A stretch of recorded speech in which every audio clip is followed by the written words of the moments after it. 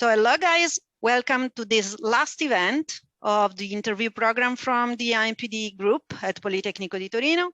The program of the interviews, as you know, looks at perspective and innovation opportunities in the different industry, and it develops thanks managers like Marco and students that discuss together about specific industrial sector. Today, we are at our fourth appointment. The interview is about the beauty sector, the beauty industry, and it is a real pleasure for me welcoming Marco Piccolo.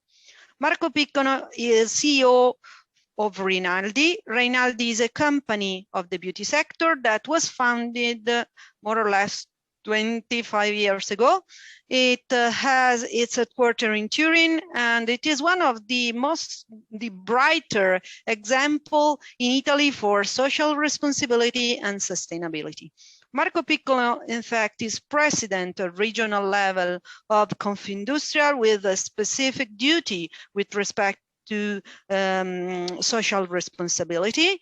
Confindustria is the industrial union in Italy, and he is also the national ambassador for social economy in Italy. Now I leave the stage to you, student. I know that you have spent your time to conceiving the question for Marco, so I'm sure that this again, as the other, will be an interesting occasion to provide the other student, your colleagues, the perspective and things from this specific industry that is the beauty one. So the first question is from Anna Chiara Losito on the effect of technology evolution on the beauty industry. Anna Chiara, it's your turn. Okay, thank you. So biometrics, artificial intelligence systems that allow virtual testing, new chemicals devoted also to personalized treatment, etc. In other terms, technology is pushing innovation, and traditional cosmetics, but also application modalities, are evolving toward digital dispensers that analyze users' skin features to appropriately mesh components and apply lotions, balms, and makeup. If this is reality, the value chain could be completely shaken and pushed toward other production paradigms. Is it true? Is the value chain changing? I've read that you're highly vertically integrated and that you keep the whole process from the formulation to packaging inside your company. Would you take into consideration the requirement to change the production paradigm according to this evolution? Would you take any resources and capabilities from external companies, or do you want to keep the whole process in your company as it is today? Wow, with the big questions. Okay, for sure, technology changed the world and the way how people use technology. But at the end, cosmetics is quite the same always. Okay, we need cosmetics, cream, and showers every day. They are different according to the specific population or region area. Okay, so the cosmetics they produce for the European company is not the same from the Asian, because they have other skin, other temperature, humidity of the country. So we need to customize the product according to the different people. Okay, in technology we are going to deeply customized of the cosmetics, and so we will have probably in the future a specific formulation for your skin, and so you will have a check with your iPhone or with the system to check your skin and your alimentation and your kind of way to whatever you want. And you will have the specific cosmetic in that moment specific for you. Okay, but at the end is only a technology apply on the cosmetic. The cosmetic will be the same. We continue produce new cosmetics with new ingredients. It doesn't matter for me. It's not a technical problem, because it's the technology problem to understand what your skin needs. In development of the formulation, instead, we always produce new formulations. So it's not a real changing of our way to produce and formulate the cosmetics. Okay, at the end we have to develop the formula and produce. It's quite the same. Probably also the quantity of production will be easier. Okay. In the past, we made more than 100,000 pieces every production. Now the quantity of the production are più piccole, little. Okay. Because every period, faster and faster, we change formulation. Okay. For the specific market. So this is the first question. Now, I have a question for you. I think that they were also considering the application modalities and the fact that if you have to change the cosmetic for each person, and you have to change this in according to what they have eaten, what the humidity of their skin and so on in the different moments. Also, the dispenser should consider how much, I don't know, cream put on the skin. And so they were considering the fact that this part could change the value chain, because at the moment you have the container that is predefined. You have the cream, you put the cream in the container, dot. Well, instead, in that case, you change the quantities, and consequently, you have to change also the entire operations related. So I don't know if... No, I don't think it will be a great problem, because it's just an adjustment of the production and also the formulation. But we can also produce only one pieces for each formula. It's not a problem, okay? Technically, it's not a problem. In the value chain of my company, we start usually from the marketing briefing, okay? A customer, look, this is my customer, okay? Mm-hmm. And each of them come to me. For example, this one is one of the 10 richest women in Russia. She bought una cantina in El Chianti, mm-hmm, in Tuscany, and we made all the formulation for her with her wine, okay? This cosmetic with the wine of the Tuscany Tuscany Tenuta. And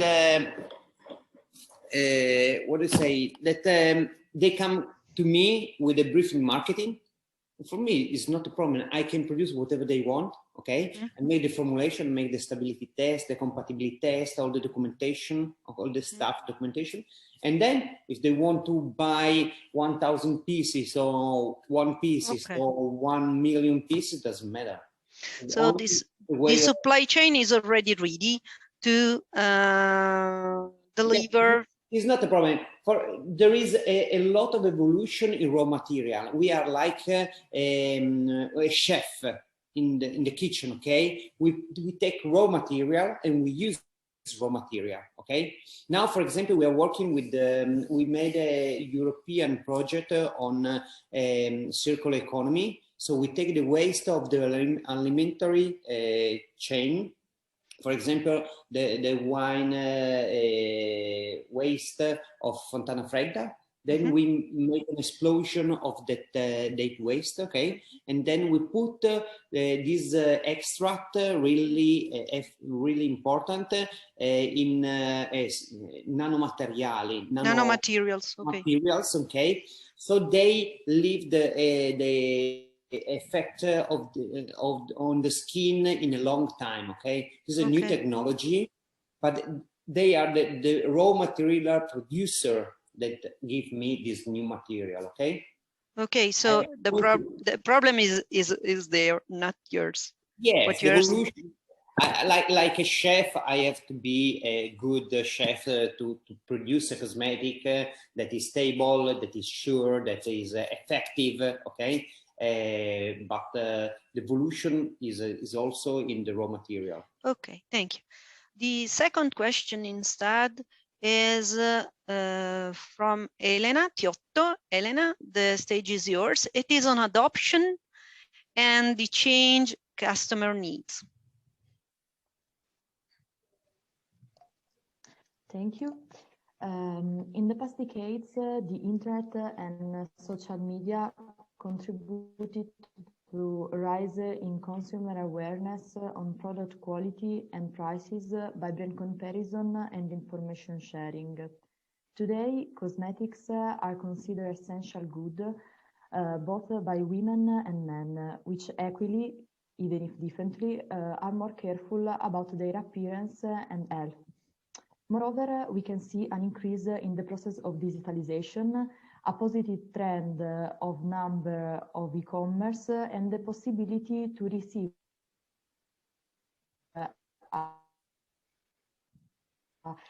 Elena, we have a problem with you.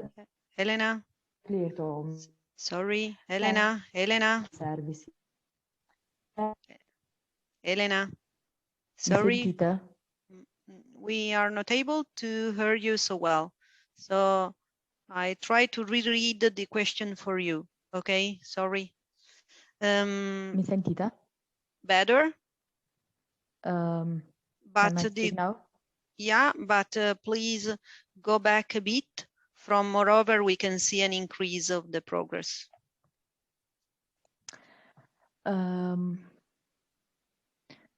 Moreover, we can see an increase in the process of digitalization, a positive trend of the number of e-commerce and the possibility to receive a variety of products directly at home, thanks to delivery services.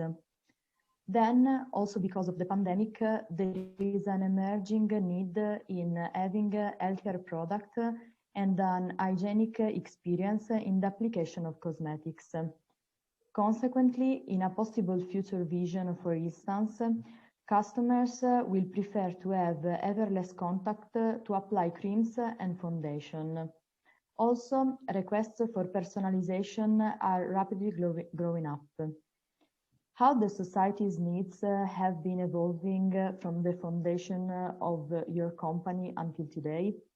How are you identifying such new customers' needs and how are you defining priorities? What are your differentiating product features and what are the most innovative ones? Has the company identified innovative solutions to cope with such customers' changes in habits and needs? How do you think needs still will change in the future? Wow. Okay. Very so big. Some words on past, some words on present, and some words on future.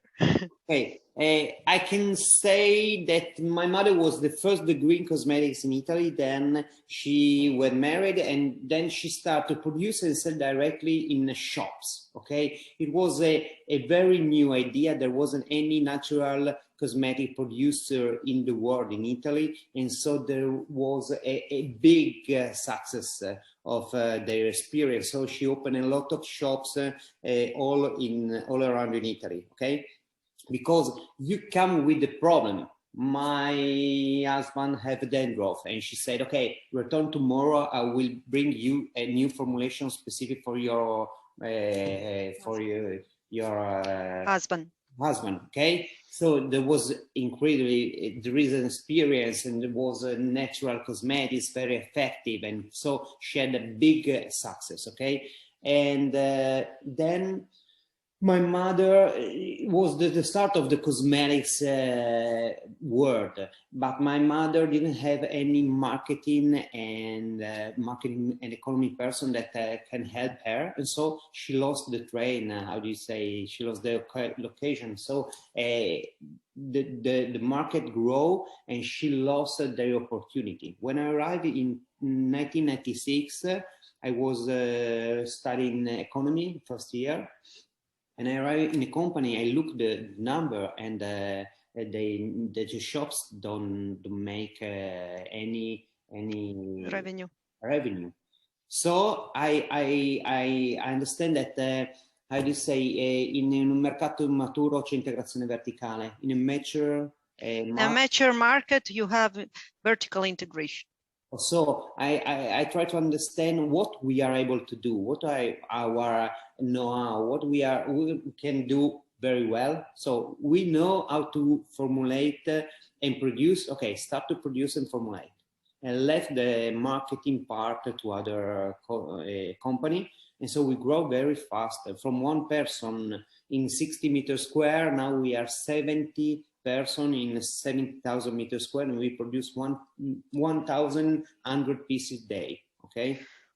What were the needs in 90s? So what were the customer needs in the past? Were different. We didn't care a lot about natural product, about sustainability, territoriality, and made in Italy cosmetics. Now the future, the present is territorially use raw material from the region, raw material from Italian. It's very hard to have a full 100% made in Italy products, because now the world is a big country, so it's very hard to find a jar produced in Italy, because we didn't have any producer of jar, glass jar in Italy. So it is a problem of acquiring the materials. What you're saying is that in Italy, it is difficult. If we wanted to have a real 100% made in Italy products, it's very hard, because some raw material aren't possible in Italy. I can buy in Italy, but they were produced in Poland, in Germany, in Austria, okay? But it's very hard. It's very hard to, 80% of the raw material is from 300 kilometers from our plant, okay? But because we are trying to use very local raw material, okay? But it's not easy. And then another very interesting trend is sustainability. You know, sustainability, social and environmental sustainability. We made a system to reuse water. You know, L'Oreal, when they produce a Garnier shampoo, they use 9.6 liters of water, okay? We have a system that all the water in the production is reused, filtered, and recovered, filtered, and reused. So we are zero waste water in the production, and we are in zero CO2 emission, because we have solar panel on the top of the factory. And so my foreign customer, they went crazy when they know that we produce without any environmental impact. The Italians are not so sensitive about this one. Probably the customer, you are young people, are more sensitive about this question, but the average of Italian customer is not so ready like American or the Europe customer. They went crazy when they know about our kind of production, okay? So there is the environmental aspect and also the social aspect. I don't know if you know this line. This line made with the sheep butter from Burkina Faso. In 2003, a nun, a friend of ours, asked help for women in Burkina. And so we, instead to send them money, we asked her to produce sheep butter and sell sheep butter to us. And we use the sheep butter for this line cosmetics. And so we pay the sheep butter at the European price. That is 10 times the price of the local price. But we didn't give them money for free. We paid them for sheep butter, okay? And now 25 women maintain 25 little community with this work. Then we go there and we teach them, we give them the machinery and we teach them how to produce cosmetics locally. So we sell as raw material, but now they produce and sell locally cosmetics. And this is a big project. Union Nation asked us to reply the same project in Nigeria, because it's a local project. They give money locally, and also they change mind because when you have a company, you have to take care about the future. And so you plan your future, and so you change your mind. And so this is a good project for the Africa, okay? And this is the main cell line, Dottoressa Reynaldi. We are Reynaldi, third-party producer, so we produce for all around the world. But we have our own brand that is Dottoressa Reynaldi, and that's are the main cell products, because there is the social aspect, okay? And also, for example, do you know that we are a benefit corporation? You know? Yeah, I think that we will touch this point after, but if you want to, you can anticipate. But no, I will speak about the società benefit after, but I want to show you some project.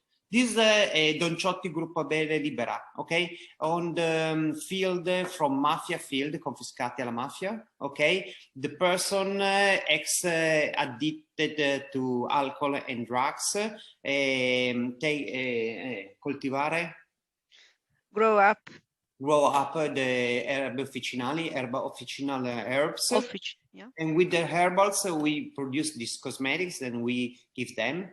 So when you buy these products, they make money, but also they give work decently and to people che stanno recuperando, no? Come si dice?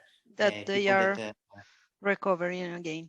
Recovery. This is granello di senape, costa d'avorio. This is dalla stessa parte. They are no. I know DSP very well. Is a down association of down boys, okay, and they have the miele, the honey, and with their honey we make these cosmetics, and after the down boys put the label, put the packaging, and sell the products. So when you buy these products, you activate a social project. But this product doesn't cost any euro more. It's not true that if you want to help people, if you want to buy good things, you have to pay more. No, we can make good products that are good also for other people at the good price, okay? Also, we have San Patrignano. I don't know if you know San Patrignano community for ex-addicted in drugs. And we made this line with their own raw material. And in the next future, we will put a little laboratory in San Patrignano, so the girls can learn work how to produce cosmetics, and when they finish il loro percorso di recupero, non so come dirti, can have a work, okay? Their path, they can have a work. So Thank you. In the future, for me, we will have two products. You go in a supermarket and you find two cosmetics, the same quantity, the same price, the same quality, but one active social and innovation and help people, okay? Because in the future, we will have a company that make money, but contemporarily helps people and the environmental in the world, okay? This is the future. Okay, I think that the customers, the next customers that will be my students, the next students, that will be the future, because I'm not the future, unfortunately. I bought the products from your mother more or less first, I think 15 years ago, so I'm not the future. Well, instead, the guys and the guys of the futures are our students. So I think that these will be their needs. I'm sure about this because this year, with respect to the last year, we have a higher attention on sustainability issues and many questions also during the course about sustainability, social aspect, and consequently, I'm sure about their needs and the fact that these needs are changing in this direction. The third question is instead. Can I show you una diapositiva, an image? Yeah, you can. I think that you can just share the screen. Okay, let me check on the screen. Okay. Is sharing? No. Dunque, condividere lo schermo per... Ha disabilitato, devi abilitare la condivisione dello Sì, schermo. ok, sorry. Prova adesso. Try now. Okay, sì, okay. Okay, this is a statistic of customer, okay? Okay, this is globe scan, is not 2015, but it's good just to understand. When the customer buys some products, okay, the customer that doesn't matter about sustainability, from 2013 and 2015 decreased from 16 to 10%, okay? Mm-hmm. The practicals that price and performance are the choosing driver of choose decrease from 36 to 25. Mm-hmm. Aspirational that they choose about also with the sustainability aspect, okay, increase from 36 to 39, and advocates that for sure they buy with the sustainable effect, okay, increase from 14 to 26. So 39 plus 26 is 75. Yep. 75% of customers buy also looking for the sustainability aspect of the products. So this is very interesting information because he disappeared from our interview because unfortunately he skipped out instead of stopping the sharing on his screen. So I think that we have to wait for him. I don't know if you have comments meanwhile. Yeah, I would like to ask him how he... Okay, okay. Hello again, Marco. Okay, so 75% of people are interested in social aspect and ambiental aspect when they buy products. Okay. May I ask you how you collect these data from your customers? How do you collect this data? This data. Okay. I have a big, huge presentation about this aspect because you know, Cosmetica Italia is National Association of Producers of Cosmetics, and I'm in the board of Cosmetica Italia, and we work, is 7 years that we work on sustainability with Fabio Reynaldi Bocconi. Mm-hmm. Is one of the most important in sustainability in Italy, and now is my friend, and we work always on this point. Okay, and now I have the board of sustainability in Confindustria Piemonte and Confindustria Torino from my experience. And is a word, a new word, and very few people, now everyone speak about sustainability, but at the end they didn't know effectively deeply how is sustainability. Okay, and you collected data through interviews or with respect to sales data? Yes. Whatever, always. Okay. Also, for example, now Reynaldi is part of UN Global Compact.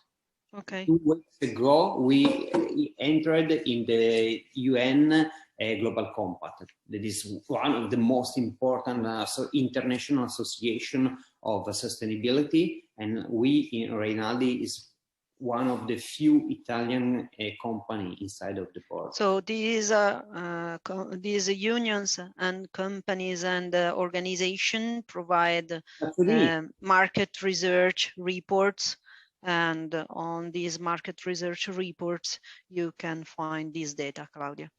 But we work also with the European and the nation politics to make new law about sustainability, also in Brussels. So we are working always to orientare, to, how do you say? Drive. Okay, new politics on this sustainability aspect. And for, Okay. just to let you know, in the next future, we are working with Intesa San Paolo and Unicredit to put the sustainability aspect in the rating of the company. So the bank, according to your sustainability aspect, will give you much more money, or less costly money to a sustainability company instead of another one. So we are working this project to make an assessment for the company to check how they are sustainability. So loan will be given with respect to sustainability rates. Okay, so our third question instead is from Gabriele, email that is interested in studying your R&D practice. Gabriele, it's your turn. Gabriele, I don't know if you have the mic on. I'm sorry. Yes, my question is a little bit long, so I'm going to split it in two parts. The first one is, in the next few days, ISTAT will publish data and forecast about research and development activities of Italian companies for the period 2020-2021. In the previous report, after a positive trend in continuous growth since 2018, in 2020, due to pandemic, had been expected a decrease of 4.7% in research and development spending of Italian companies compared to 2019. How much has your sector and your company suffered from this decline? So have you suffered from, in terms of R&D possibilities by the pandemic and the decrease that Italy is suffering? The cosmetic sector has a big split. The makeup market, so lip and eye stick and other, have the big problems. Okay, less in sales, less than 60% in sales in reduction. Okay. Instead, the other company like us that we produce detergent and hygienic gel and in general, what is not makeup, didn't have a big problems in production. In research and development, instead, we didn't have any reduce of investment. Okay. Okay. So since the decline has not affected your sector, that is the one of the body lotion, the creams and so on, you can say that you can maintain your R&D effort and investment since you have not suffered about the decline. Also because unless pandemic, people continue to wash themselves. For sure, I hope. I don't know if they being closed, they use a lipstick or because you don't go away often, but you wash yourself. We hope at least. We hope at least. Okay, Gabriele, the second part of your question. The second part is always about this report, and because this report shows how in Italy private sector is a leader of expense in research and development with 15.9 billion euros. That is peers to 63.1% of the total expense, and in fact, for every euro spent in research and development, only 23.2 cents go to basic research, 43.3 cents go to applied research, while 33.4 cents are used for process or product development or innovation. Therefore, I imagine that as a company, you make substantial investment in applied research and innovation, biocosmetics, nanomaterial, etc. as well. What are the areas of research most explored chemical, dermatological issue, etc. And what are the modalities? Do you have contacts with other stakeholders, association, university, other companies in the area? Have you ever explored open innovation platform or action to foster research and innovation? Okay. First of all, I want to tell you that we invest every year 30% in research and development. That is a huge quantity of investment, also for European market. More. Usually in my course, I say around a percentage around the 10%, the 20%, not the 30%. So it is a huge amount. Oh, sorry, 13 in research, 13, not 30. 13. Ah, sorry. Research and development is very much. Okay. But this is only for new products because every month we make 40 new formulation. Okay, every month, more than one per day. Okay, for every our customer. And so we make new formulation every day. We invest a lot for this is the part of our business because the property of the formulation remain us. So I make new formulation for my customer, but the formulation is my property. Okay. So it allows to me to be very strong in relation with my customer, first of all. Second, I invest a lot of money in 4.0 industry, innovation technology, okay, process. And so, for example, 2 years ago, we had 3 million earning in fatturato, giusto? 3 million in earning, and we invest 1 million in new machinery from 4.0. So it was 30%. Now a question is natural for me. If you have invested in machineries, and I think in machineries with sensors, do you use these data in support development of design and development? So data not only to have a more efficient production, but data also production data used for design and development differently your products? At the moment, no, because we are focusing formulation and production. We didn't have the customer control or customer relation with them. Okay, so we are focused to make a very efficiently production. Okay.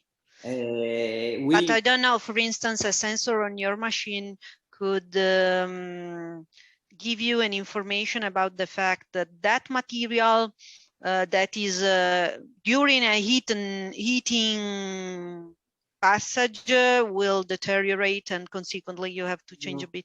No, we have a good relation with university, Politecnico or chemicals university. Okay. We make a lot of work with them, and so they usually work on this kind of field. Okay. To understand the process, the efficiency, the raw material. But we didn't have any technology applied on the products. No. This is only the process, so we have a very deep control of all the phases of the production. Okay. And Marco has already answered about the fact that you work with university in particular. He said Politecnico or university. In the park, there is also European university. Because there is a lot of European project, and so we are working a lot with the circular economy, and so when they have some waste of whatever you want, they try to understand if they can be applying in cosmetics, and so we are famous, and so always we continually ask us to check some new raw materials coming from different fields. Okay, thank you. The fourth question is about Claudia Sanna on design-driven innovation. So Nowadays, people are always looking for a trend to follow or a product of design, actually using improperly the term. In fact, design is not only related to trends and aesthetics, but it aims also at envisioning products for the future or at communication purposes. It aims at achieving to communicate the primary function of the product, suggesting the use of the product to customers, as well as thanks to brands, labels, or packaging, designers providing customers information about product futures. So does design have an important relevance for your company? What is your effort in showing the particular features of your product? So like hypoallergenic, biocharacteristic, vegan, guilty-free, cruelty-free, in order to meet different consumer segments and to sustain the process of product adoption. Thank you. Usually, like third-party producer, we don't take care about this part because it's my customer that comes to me and asks me a very precise kind of products because they are very clear in their mind what they want, okay? So it's not my business usually to study this situation. This is usually what I ask them, okay? When they come to me, I ask them a blacklist. For example, I have Skin & Co. is a very innovative, very American brand, United States brand. And so in the United States, they don't want some ingredients that in Europe we usually normally. So for me, it's very easy. I ask them, give me your blacklist and we will produce the products without that kind of ingredient that you don't want, okay? So you want a vegan products, it's not a problem. You want a halal product because you go in the Emirates, you want a kosher product because kosher for the Israel. We have to know what kind of market they want and what they want, and we can do. It's not a problem. For sure, what I see, people are looking for natural product, hypoallergenic, vegan. You know that not tested on animals in Italy is vietato, is not allowed, okay? But in the United States or China, they can already do so.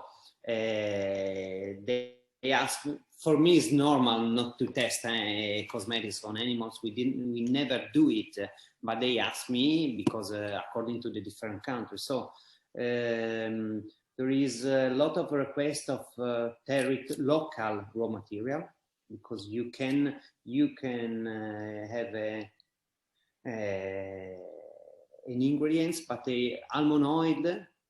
But my recent customer want Italian almond oil, specific with the certification of the production and where they are produced. Okay, so you are in a, sorry, Claudia.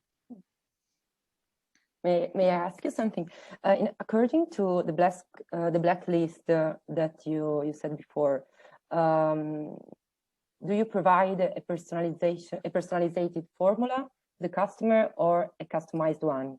So is the point. Usually, third-party producer, the average of the party producer cosmetics, they have some cosmetics and some formulation, and they give the same formulation, changing just a little bit of perfume and a few things.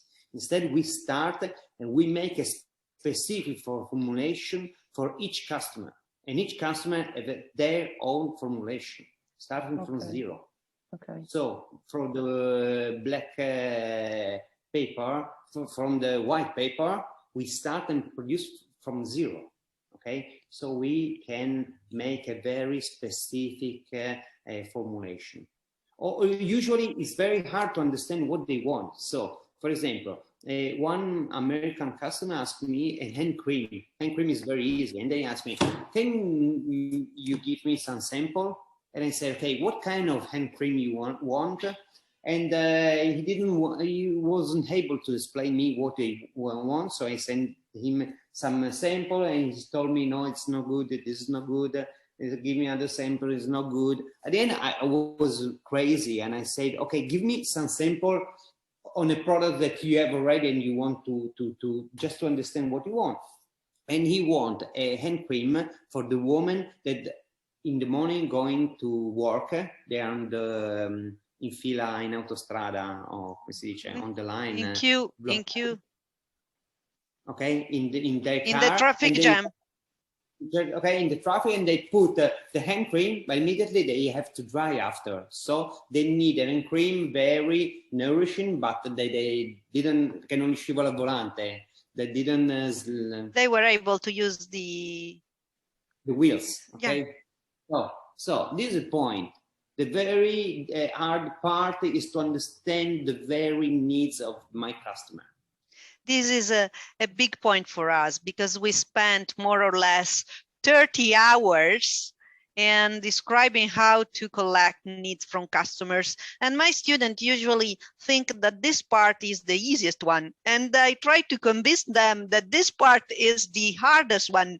And so having your interview at the end of the course that prove what I say is a big result for me. Now that I'm stronger, I refuse new project if my customer is not able to focus very well their needs. I refuse the project, doesn't matter. If they come with me without a perfect briefing market, I don't want to work with them, okay? Because sometimes, in my experience, some years ago, I made a lot of work to make a line, but they make wrong. They fail. They fail the proposition, the customer proposition. They fail the market, okay? And we made a lot of work, and the line didn't work, okay? But not because the line wasn't good, because they make worse the proposition to the customer. The need were not identified correctly. Thank you, Marco, for this testimonial. I'm just curious, what are the most important components from Piedmont? Piedmont, we have almond oil, we have wine, we have all the herbal extract. Okay. Reasons. Yes. Okay. So our fifth question from Gianluca Pascariello on environmental and social impact. So this is your question. Hi, I'm particularly interested in social and environmental impact in beauty industry. Trends in recent years are moving demand toward bio-based, guilt-free and sustainable products in all industries. Your company started with the perspective very early before the market demand it. Can you give us examples that we may not have explored in previous question? How much was this investment in terms of skills, experience, and positioning now generating a competitive advantage as first mover? Do you think that on long term this trend will stop or continue according to generation of customers that will succeed? I have got that you work in social cooperatives and or with projects in Africa. Therefore, people in difficulty are empowered through the work you give them. But I was wondering, have you ever considered them as potential customers? Have you ever thought that people with disabilities or after surgery could have need far from the mass of customers? According to a logic of inclusion, have you ever explored this market segment? Finally, particularly with respect to the environmental impact, often nowadays people speak about circular economy. In your sector, with the production of natural-based cosmetics, it is possible to recover some waste for reuse in other sectors? If so, which ones, and what are the social and economic benefits? Thank you. Okay, we have 3 questions. I think the first one is on the on your competitive advantage. You are first mover in sustainability, and so how you can comment this part if you have a competitive advantage. The second one is on considering disabilities and in general people that are not favored by life as potential customers, not only as resources, but also as potential customers. Sometimes, for instance, people that come out from surgery could have specific problems. And the final one is on the circular economy. You have already given us some points, but if you can enlarge a bit. First of all, I do all the sustainability process and social project because I'm an educator, I'm a leader in the church, so this is my way to live. I'm a friend of Don Ciotti, other person. So I do this one just to help friends, okay, not for business, because I love to do these things. I feel happy to help people, okay. And fortunately, by case now is una moda, is the trend. Is the trend, okay. But I do this one because I trust in this kind of process and economy. Now instead is vantaggioso, is how do you say vantaggioso? Advantages. Creates advantage. Being sustainable, okay? For the customer, I tell you that customer want a sustainable product. There is the finance, the bank that are pushing, and the company that are in the center have to move and change by the same, okay? To be sustainable is an advantage, okay? And so company have to be sustainable, because also European Commission said that the sustainability company have economic result 10% more than other company, okay? So if you are sustainable, if you are ethics, you make much money, okay? So I do because I trust, for sure. But also, if you don't trust in social or environmental, you have to do because you will have more money. Okay, this is the first point. Now is sicuro, cioè is sure. We didn't have any opinion. But right? Having started before, you have started before the others, so you are a bit in advance with respect to me. I work, my business is growing 25% every year, okay? Last year we made plus 36 and the year before plus 47. So we didn't have any problem. I refuse new customer, okay? I refuse production. So I don't have any problems in my business, okay? I don't looking for new business because I have too much business, okay? And so I didn't need advantage in relation. I do this one because I trust in this kind of life, okay? To help people and to stay with people. I want to have a good life for me. We will spend most of the time at work. You have to live in a company where your time is good. You cannot work all the day just to make money to live. Your time at work will be your life. You need to have to find a good company with good people, with good relation. When you work, because your work changes yourself, and you have to find a good place to live. Okay, this is the point. And if I was the first, the second, doesn't matter. I don't want any advantage, okay? But now, for example, I don't know, in LinkedIn, last tweet, the last post that I put in LinkedIn made 500,000 review. So they called me from LinkedIn and told me you are one of the 10 most posts in the LinkedIn Italy history. Okay. So I wrote what I do every day. So for sure they gave me a lot of visibility. Okay.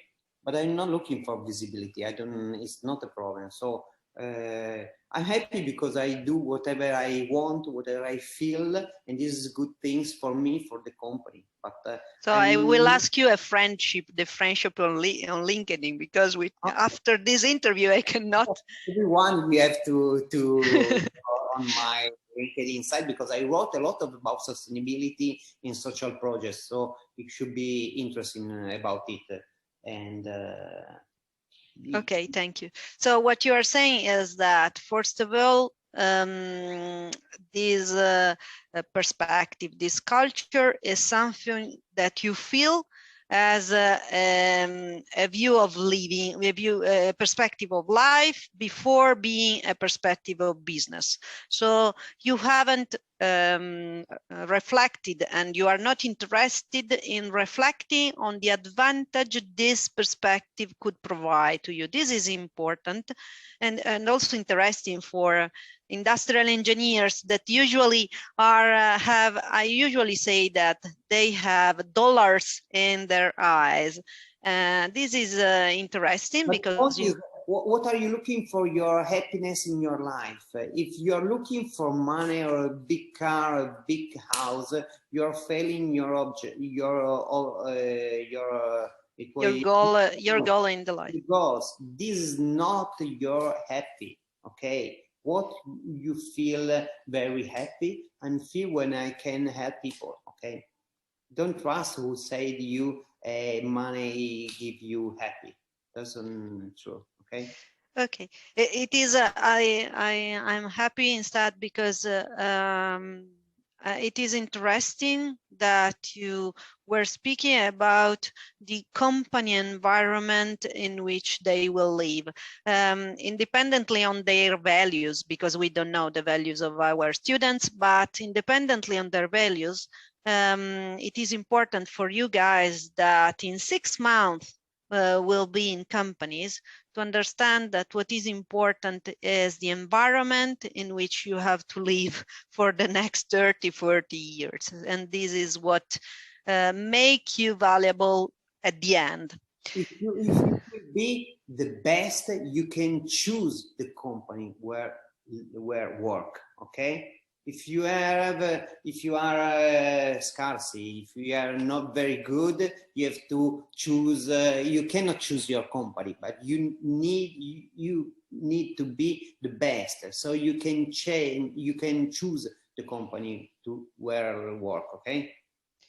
The last question instead is from Fabiana. So no, the last one is that one. Now the sustainability project in the big company sono given to the marketing office. Okay, because the marketing says I need some social or sustainability project to sell our products. Okay. Instead, sustainability should be a way to make the company, and so should be not on the market office, but to the very high chief of the company. Okay. Change the way to manage the company. Okay. So the entire organization should be designed with respect to sustainability, and sustainability must not be just by chance in order to sell more. It is not a way to sell more, but instead must be a culture. Okay. In the future, you can see two different kind of company: the companies that are interested just to sell more products, okay, and other companies instead that understand that sustainability is a way to manage the company. Okay, so this will be to kind of the sustainable company. Okay, our last question, because time is passing. Fabiana Resio is interested in facing pandemic and this general crisis. You said before that beauty is divided in 2 sectors. Fabiana will do her question and then you can answer with respect to the sector that eventually had more problems. Fabiana? I'd like to ask you a question about how companies in the cosmetics sector reacted to the pandemic. From readings, I got that due to the health crisis, even the cosmetics industry has suffered a decrease in sales, even if not so dramatically as in other sectors. In fact, the pandemic clearly changed customers' habits. Occasions of use have been negatively affected. The average portion of cosmetic per occasion have been reduced. In fact, the protection face mask covers a significant portion of the face, especially cheeks and lips. And as said before, application modalities are evolving in view of the renewed hygienic needs. Have you also encountered this negative trend? And how have firms and your company been able to cope with this difficult period? Thank you. So mainly the problem of hygienic issue on one side, and for the part of beauty sector that instead is affected, how they are reacting. No, for example, I don't know if you girls for sure, the problem for makeup in safe around the shops is a big problem because you cannot test the products, okay?